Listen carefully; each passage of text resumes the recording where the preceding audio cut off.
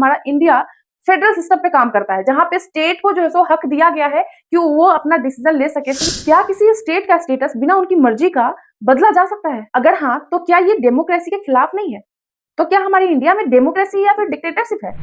अब भी जम्मू एंड कश्मीर है, नेक्स्ट हो सकता है कोई और स्टेट हो। स्टेटहुड बहाल होगा, लेकिन उसके लिए नए सिरे से असेंबली इलेक्शन करने होंगे। कराइए, किसने रोका? हमें अपनी कुर्सी की फिक्र नहीं है। उनको शायद जिसने ये, मैं जानता हूँ ये कहानी कहाँ से आई, मैं जानता हूँ ये यहाँ के अखबार में कहाँ से प्लांट हुआ, और ये प्लांट हुआ सिर्फ इस गर्ज से कि एमएलए जो है वो डर जाएं और कहें नहीं नहीं छोड़ो, फिर हम 5 साल इंतज़ार करेंगे। ये स्टेटहुड किसी एमएलए के लिए नहीं है, ये स्टेटहुड यहाँ की हुकूमत के लिए नहीं है, ये स्टेटहुड जम्मू कश्मीर के लोगों के लिए है, और हम एमएलए जो है इसमें रुकावट नहीं बनेंगे। तो अगर हमें धमकी दी जा रही है कि स्टेटहुड के लिए असेंबली को डिसॉल्व करना होगा, करिए। जिस दिन आप स्टेट लाते हो, जिस दिन आप यहाँ स्टेट बनाते हो, मैं दूसरे दिन जो है गवर्नर साहब से कह के असेंबली डिसॉल्व करा लूँगा। हमें डराने की कोशिश मत करिए, स्टेटहुड हमारा हक है, हमें स्टेटहुड दे दीजिए। जम्मू एंड कश्मीर में स्टेटहुड की डिमांड जोरों शोरों से चल रही है। यहाँ तक कि 5 लोगों ने सीजीआई को, चीफ जस्टिस ऑफ इंडिया को लेटर तक लिख दिया है कि एक बेंच बिठाए और उसमें जम्मू एंड कश्मीर के स्टेटहुड की डिमांड करे, राज्य की डिमांड करे। बट न्यूज ऐसा चल रहा है कि सरकार ने इस चीज के लिए उमर अब्दुल्ला से 2 कंडीशंस मांगी है। अब ये 2 कंडीशन क्या कहती है? ये 2 कंडीशन कहती है कि अगर जम्मू एंड कश्मीर को स्टेटहुड चाहिए, राज्य की मान्यता चाहिए, तो उमर अब्दुल्ला को, जो जम्मू एंड कश्मीर के चीफ मिनिस्टर हैं, उनको रिजाइन करना पड़ेगा। और दूसरी कंडीशन ये कहती है कि जब अभी 2024 में वो जम्मू एंड कश्मीर के सीएम बने थे, जब 2029 में उनका टर्म एंड होगा, तब जाकर के जम्मू एंड कश्मीर को स्टेटहुड मिलेगी, फुल राज्य का दर्जा मिलेगा। इमेजिन करके देखिए, ये बात 2019 की है, लगभग 6 साल हो गए हैं और अभी तक जो है सो जो वादा सरकार ने किया था वो पूरा नहीं हुआ है।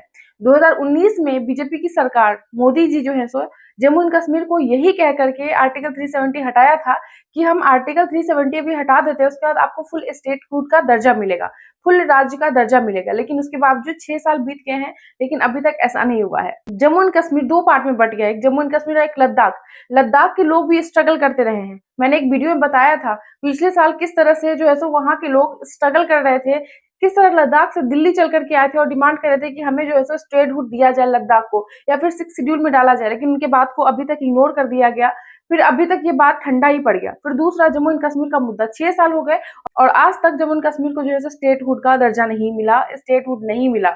आप सभी को पता है कि 2019 के पहले जम्मू एंड कश्मीर का अपना अलग संविधान था, उसको विशेष राज्य का दर्जा प्राप्त था, जिसकी वजह से उनका अपना सरकार चलता था, अपना संविधान चलता था, अपना फ्लैग था, सब कुछ अपना था। स्पेशल स्टेट का दर्जा खत्म कर दिया गया, आर्टिकल 370 छीन लिए गए। उसके बावजूद सरकार ने जो प्रॉमिस किए थे उसको पूरा क्यों नहीं कर रही है? जम्मू एंड कश्मीर की जनता का हक है ये पूछने का कि सरकार जो है स्टेटहुड कब लाएगी। जब ये डिसीजन लिया गया था उस टाइम में जम्मू एंड कश्मीर की जनता का ये कहना था कि उनसे कोई सलाह विमर्श नहीं लिया गया, ये सरकार जो है जबरदस्ती इस चीज को स्क्रैप कर दी असंवैधानिक तरीके से, जो कि सही नहीं था। लेकिन उसके बावजूद भी जम्मू एंड कश्मीर ने बहुत सारे प्रोटेस्ट किए, इसके बावजूद भी जम्मू एंड कश्मीर ने इस चीज को एक्सेप्ट किया। और उमर अब्दुल्ला की सरकार इसलिए बनी थी क्योंकि उन्होंने प्रॉमिस किया था कि जब हमारी सरकार बनेगी तो जम्मू एंड कश्मीर को स्टेटहुड का दर्जा मिलेगा, जम्मू एंड कश्मीर को पूर्ण राज्य का दर्जा मिलेगा। लेकिन उसके बावजूद भी आज की डेट में इस चीज को हटाया जा रहा है। दिस इज नॉट एक्सेप्टेबल ना। वहाँ की जनता क्या कह रही है ये सुनिए। This is exactly why to honour the vote, to honor the mandate and to honor the voices of the people of Jammu and Kashmir, statehood must be established as soon as possible without any further delay.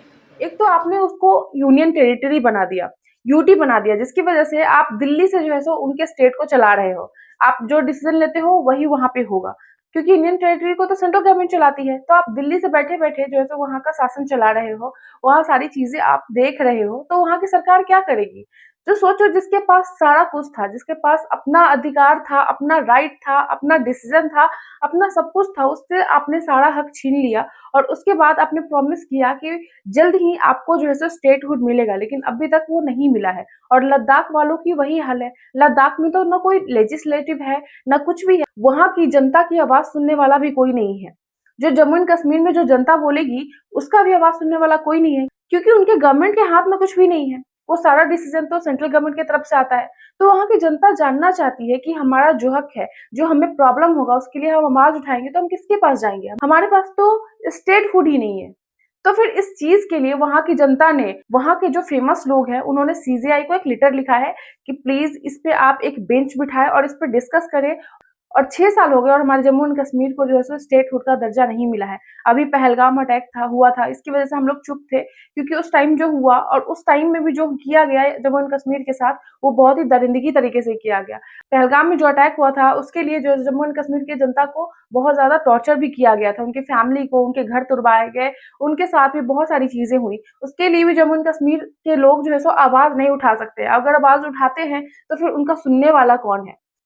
तो ये बहुत बड़ी बात है। Finally अब CJI के पास ये letter गया है। अब ये देखना है कि सीजेआई इस पे क्या कहते हैं।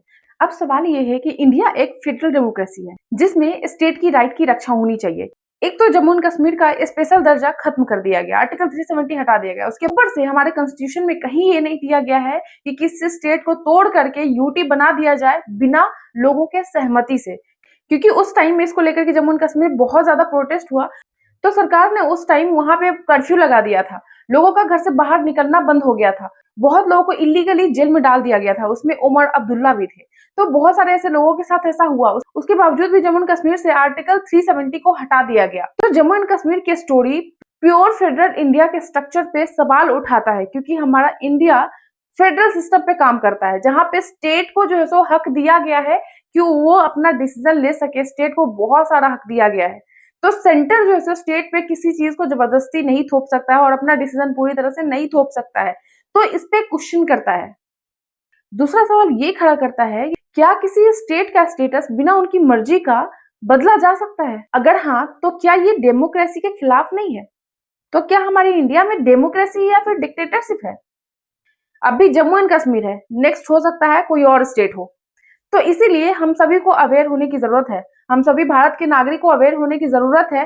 और इस वीडियो को ज्यादा से ज्यादा लोगों के पास शेयर करें कि गवर्नमेंट क्या कर रही है, जम्मू एंड कश्मीर के साथ कितना अनफेयर हो रहा है। और सिर्फ अकेला जम्मू एंड कश्मीर नहीं है, लद्दाख भी उसके साथ है। जम्मू एंड कश्मीर का तो फिर भी अपना एक लेजिस्लेचर है जहां पे जनता अपनी आवाज रख सकती है, लेकिन लद्दाख के पास कुछ भी नहीं है।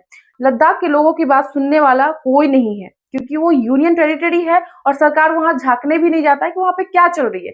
लद्दाख के लोग बहुत ही इनोसेंट थे जिन्होंने वोट दिया था सरकार को इस डिसीजन के लिए, बट उनके साथ अच्छा नहीं हुआ। तो आपकी इस पे क्या राय है? जम्मू एंड कश्मीर को फुल स्टेटहुड का दर्जा मिलना चाहिए या नहीं चाहिए? भारत हमारे लिए सर्वोपरि है, भारत का मैटर हमारे लिए मैटर करता है।